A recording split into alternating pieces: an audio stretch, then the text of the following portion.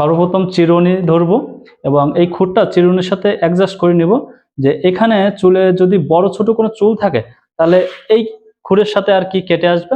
আমি পলাশ একটি চন্দন ফেসিয়াল দিচ্ছি ভাইকে। তো সর্বশেষ হেয়ার কাটিং এর পরে মনে পড়লো যে ফাইনাল যে ফিনিশিংটা চুলের, এটা আসলে আমার দেওয়া উচিত।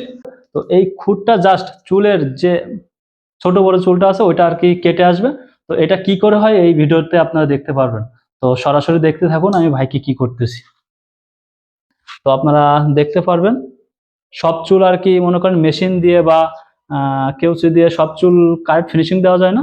তো এটা আর কি সব থেকে মেন, সব থেকে ফাইনাল ফিনিশিং এটা আমার আর কি কাটিং এর পরে এটা মনে পড়লো, এই কারণে মনে করলাম যে এটা ভিডিওর মাধ্যমে আপনাদেরকে তুলে ধরবো।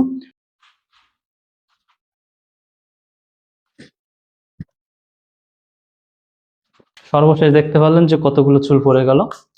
তো এইটা আর কি চুল কাটার পর একবার লাস্ট ফিনিশিং।